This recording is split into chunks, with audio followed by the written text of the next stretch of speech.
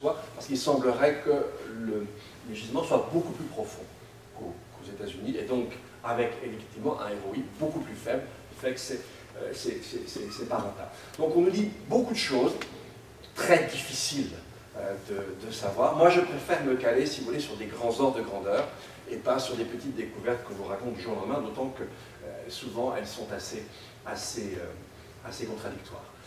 Alors, maintenant, regardons du côté des métaux.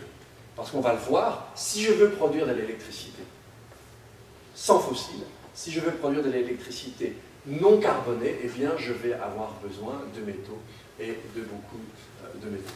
Alors, les chiffres qui sont là valent évidemment pour les réserves exploitées.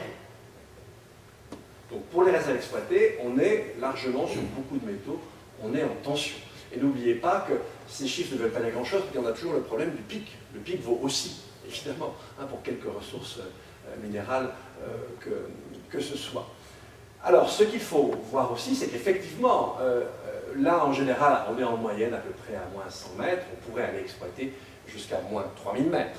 Mais vous imaginez bien que le coût d'extraction du minerai à moins 3000 mètres, le coût énergétique, n'a rien à voir avec ce qu'il est, avec les gisements aujourd'hui. En plus, pour certains métaux, etc., on a affaire à des phénomènes bactériens qui ont permis cette concentration. Évidemment, plus on ira profond, moins on a de chances de tomber dessus. Et donc, de façon générale, on s'attend plutôt à devoir exploiter des gisements en teneur métallique plus faible, ce qui effectivement aussi augmente la quantité d'énergie qu'on doit dépenser. Si on voulait exploiter le cuivre dans son état de dispersion générale, pour la production actuelle annuelle mondiale de cuivre, on devrait y dépenser toute l'énergie primaire produite aujourd'hui au monde. Donc évidemment, on aurait exploité le cuivre, mais on devrait s'arrêter là et on ne se chaufferait pas et on ne se transporterait pas entre-temps. Alors, regardons maintenant certaines difficultés. Là, je m'appuie sur les travaux d'une équipe de l'université de l'Aide. Eh bien, regardons par exemple, évidemment, ce qui est quand même le meilleur pour le transport de l'électricité. Regardons en termes de cuivre, je parlais d'ailleurs du cuivre tout à l'heure.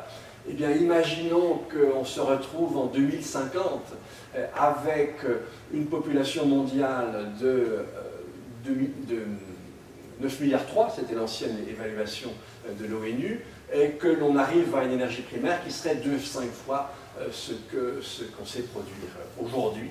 Eh bien, si vous voulez, par exemple, pour le même niveau de service, on n'aurait pas suffisamment de cuivre, il y aurait un besoin supérieur d'un quart à la disponibilité.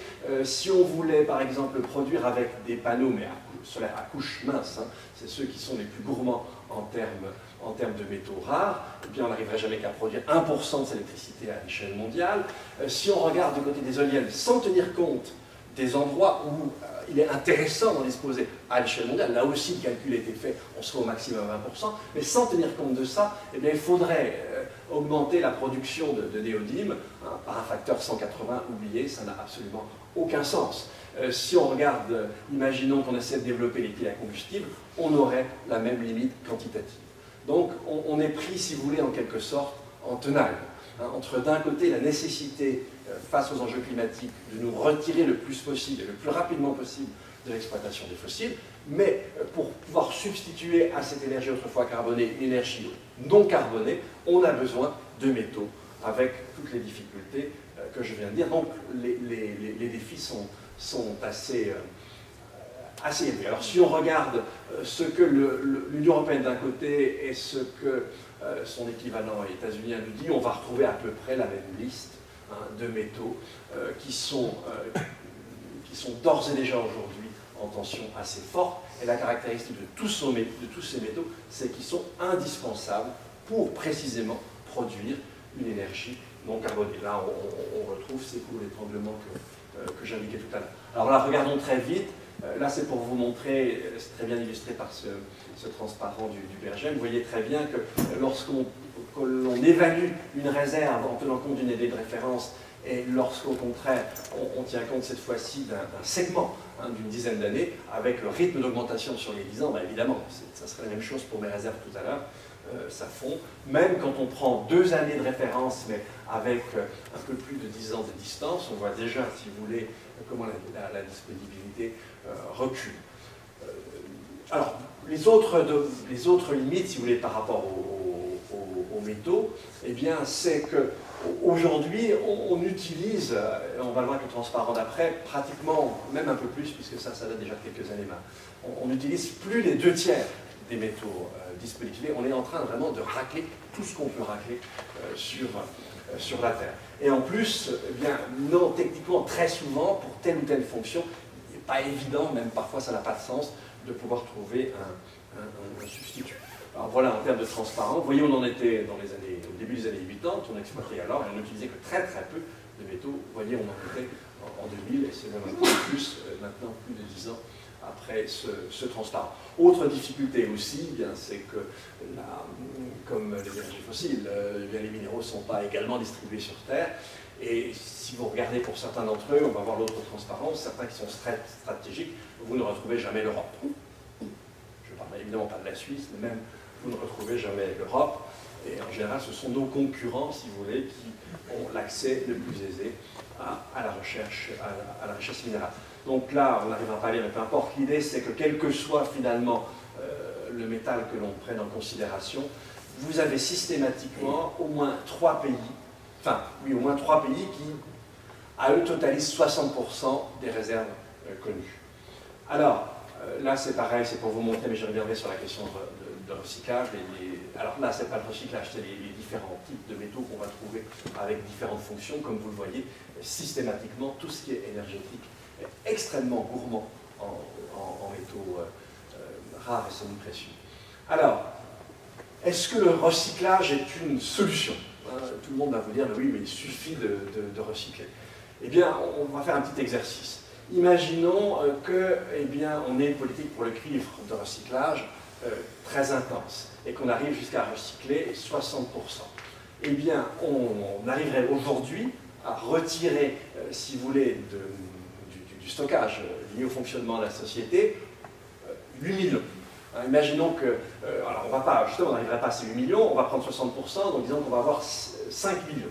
Ok, ces 5 millions, on va pouvoir les récupérer 40 à 60 ans après. Mais au moment où on va les récupérer, eh bien, les besoins n'ont plus rien à voir avec les 8 millions de l'époque. Les besoins aujourd'hui, c'est 24 millions. Donc en fait, si vous voulez, tant que vous avez un taux de progression de la ressource qui est important, le recyclage court derrière. Et il ne vous permet de fournir qu'une petite partie de la ressource dont vous avez besoin dans l'année.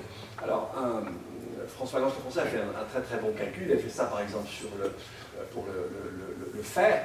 Imaginons qu'on ait un taux de recyclage de 62%, et à l'échelle mondiale, j'entends, 62% à l'échelle mondiale, par rapport, si vous voulez, aux réserves qu'on connaît aujourd'hui. Je vous ai dit qu'on pouvait aller plus profond. Et bien, on ne ferait jamais qu'avec un tel taux que reculer l'échéance de 12 ans. Franchement, pas grand-chose. Le seul moyen de s'en tirer, c'est très clair, c'est de redescendre à une augmentation de la production annuelle de 0,5%. Et là, l'horizon s'ouvre à plusieurs siècles.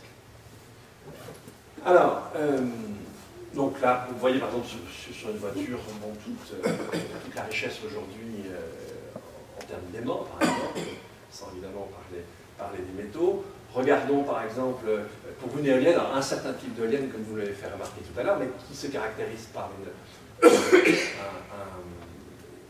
rendement important. Et puis, surtout, regardons bien ça, si vous mesurez, si vous classez, alors en moyenne, si vous classez bien, les différentes sources de production d'énergie, cette fois-ci par rapport à la quantité de matière qu'on mobilise au kilowattheure produit, eh bien, on est dans quelque chose de contre-intuitif parce que ce qui est le plus gourmand en termes de métaux, ce sont les panneaux solaires. Et juste derrière, ce sont les éoliennes. Donc vous voyez bien qu'on est quand même coincé et que ça ne va pas être si simple. Et j'entendais un édile suisse important dire il y a quelques années, on avait grâce aux éoliennes résolu le problème mondial de l'énergie, c'est une ânerie.